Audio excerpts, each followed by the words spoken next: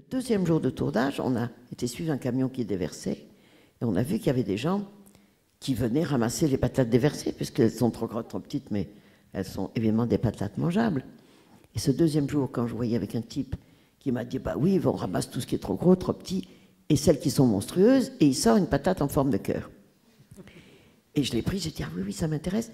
Et je me suis vu avoir dans ces déchets, ramasser les patates en forme de cœur. Mais c'était que le deuxième jour du tournage. Et je me suis dit, le hasard m'offre la compréhension de ce que je dois faire.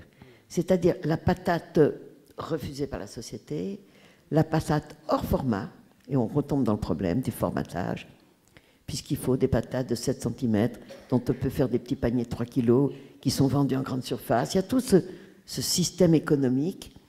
Donc les patates hors format, c'est trop dur à vendre, c'est compliqué, c'est trop dur à emballer. Mais ce formatage des patates et de la société et des gens, c'était incroyable comme cette image-là, non seulement m'a plu, elle est devenue essentielle à ma compréhension de ce que je faisais. Et quand après, tout le monde me donnait des patates en forme de cœur, les paysans m'en gardaient et tout ça, j'avais une collection de patates chez moi, je les ai gardées, j'en ai mis comme ça dans des verres, j'en ai mis à la cave dans des...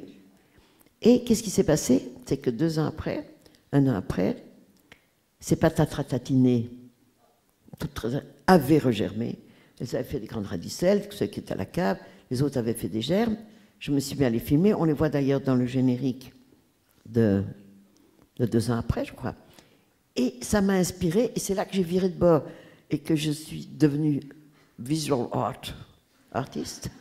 Enfin, que j'ai passé dans la catégorie d'exposer dans des galeries et que j'ai été invitée à la Biennale de Venise en 2003 et que grâce à ces patates qui avaient germé, j'ai fait un triptyque avec des patates, j'ai filmé les patates, j'ai filmé les germes. Bon.